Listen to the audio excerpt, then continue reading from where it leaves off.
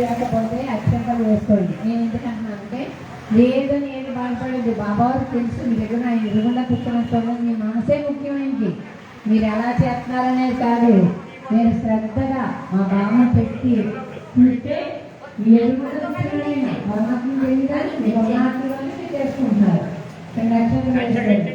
పువ్వులు లేకపోయినా బాధపడదు. అది ఏ పాలన బాధపడతారు. బాబా వారు చాలా ఈ యొక్క పండితులు అనే వారికి పొరగాలు ఆ ఇప్పుడు మనం ఒక యజ్ఞ పండితులు అనేది ఇప్పుడైతే చదువుకున్న వాళ్ళు అప్పట్లో ఆయన జన్మ వేసుకుంటే పొరగాలు ఇచ్చేవారు. ఆయన జన్మ కలిసిపోయి మీ దగ్గర ఉంటే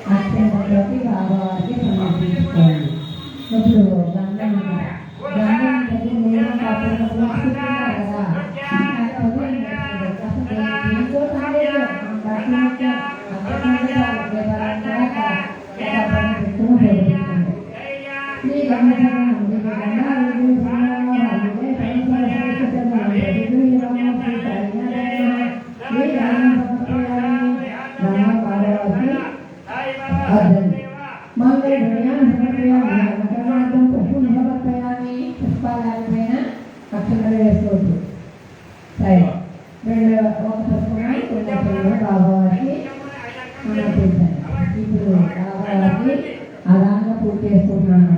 అదాంగా పూర్తి అంటే బాబావారి కాలి దగ్గర నుంచి శిరస్సు వరకు దిగాడు. బాబావారి దగ్గర ఉన్న స్థానం ఏంటి? శిరస్సు దగ్గర కాళ్ళ దగ్గర ఉంటుంది. ఒక భగవంతుడి కాళ్ళ దివ్య మహాశక్తులు ఉంటాయి. ఆ స్థానం దగ్గర బాబావారి పాదాలు దగ్గర నుంచి శిరస్సు వరకు పూర్తి చేసుకుంటున్నాను.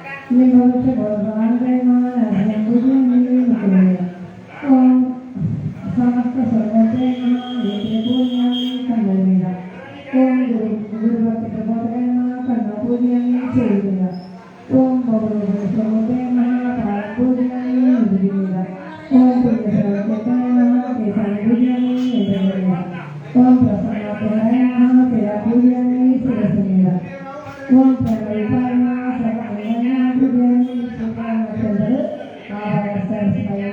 వేసేయండి.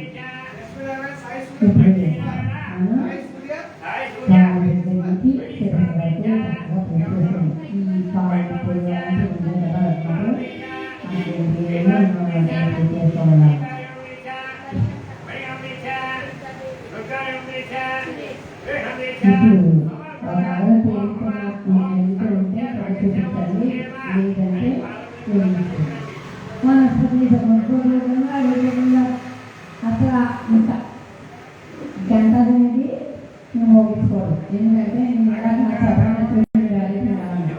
గంట ఎందుకు చూడకూడదు, ఇందాక అత్యంత వేసుకొని మనం కొన్ని శక్తులు పోగొట్టాయి. ఈ గంట పోవడం వల్ల మిగతా ఉన్న శక్తులు ఉంటాయి కదా, మనకి ఎలా అంటే వేరే రూపంలో రావు. మనం పూజ చేసుకుంటాం, పక్కన మాట్లాడడం వల్ల పూజ అంతా ఏం చేస్తారనమాట, ఆ రూపంలో వస్తాయన్నమాట. ఎక్కడ మనమే శక్తులు మనకి శక్తులు ఉంటాయి. అందుచేత గంట పొరకాలు అరుగులో కూర్చునేవారంట. పూజ జరుగుతుంటే గంట పడుతుంటే పూజ అయిపోయింది, ఆనందించేటప్పుడు ఆయన తొందరగా పూజ అయిపోయిందని తర్వాత చేసేయడానికి అలా గంట పెట్టేవారు. అది అంత ఇది పూజా విధానం అంతా శ్రీ శ్రీ అమ్మ సాంబశివరావు గారు నాకు సూచించిన విధంగా నేర్పించడం జరిగింది.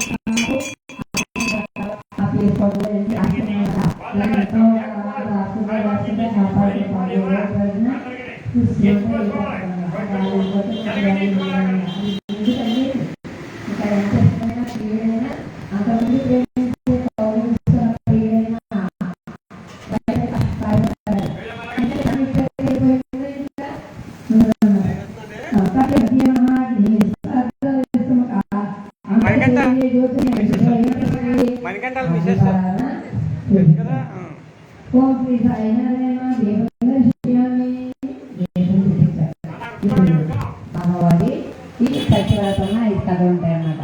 మొదటి కథ ప్రారంభించుకుంటున్నాం.